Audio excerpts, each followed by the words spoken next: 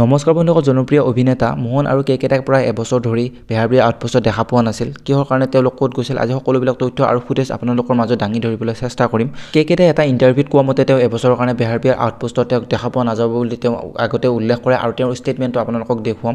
ৰেঙনি চেনেলৰ পৰা অৰ্থাৎ বেহাৰবাৰী আউটপোষ্টৰ পৰা ওলোৱাৰ পিছতে তেওঁলোকক ৰং চেনেলৰ বিয়লিৰ বৃন্দাবন নামৰ এখন ধাৰাবাহিকত তেওঁলোকক দুইজনকে অৰ্থাৎ কেকেটা আৰু মোহনক দেখা পোৱা গৈছে।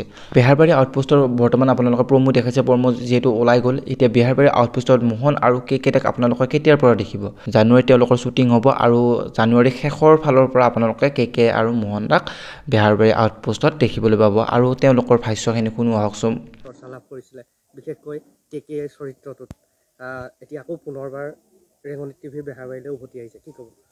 নাই, এইটো আচলতে মোৰ কাৰণেও ভাল লগা কথা আৰু মই তেওঁলোকক কৈ মেলি আহিছোঁ। আগৰ ইণ্টাৰভিউটো মই কৈছোঁ যে মই এবছৰৰ কাৰণে অকণমান বেলেগ কাম কৰিব বিচাৰোঁ আৰু তাতে শেষ হ'ল, মোৰ কাম এবছৰে আছিলে।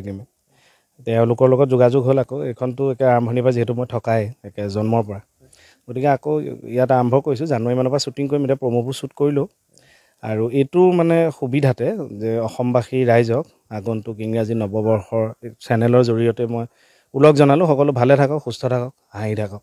Thank you. নতুন বছৰৰ পৰিকল্পনা?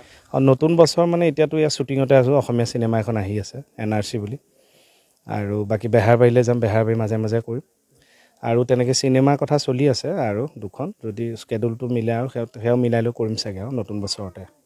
সেয়া আৰু কি ক'ব?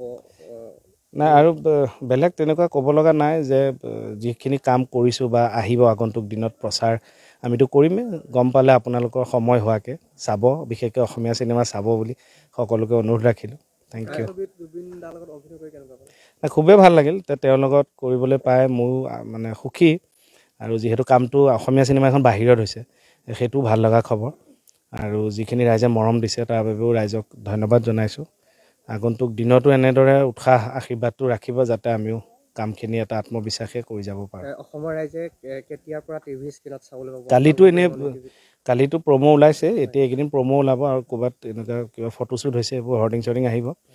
কিন্তু এপিছ'ড হিচাপে মই চাগে এই চিনেমাখন যিহেতু কৰি আছোঁ, মই জানুৱাৰীৰ মাজত গৈ শ্বুট কৰিমগৈ। জানুৱাৰী শেষৰ ফালৰ পৰা চাগে ওলাম আৰু হয়তো মোহন আগতে ওলাব, মই অকণমান দেৰি হ'ব চাগে।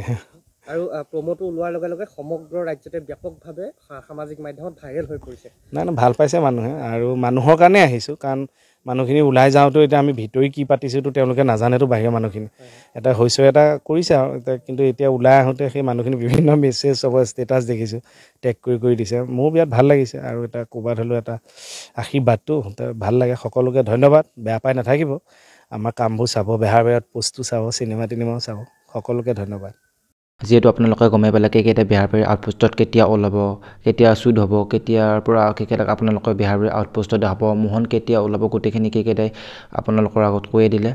যদি ভিডিঅ'টো ভাল লাগিলে আপোনালোকে like, comment, share and subscribe কৰিবলৈ একেবাৰে নাপাহৰিব। ধন্যবাদ। Bye bye.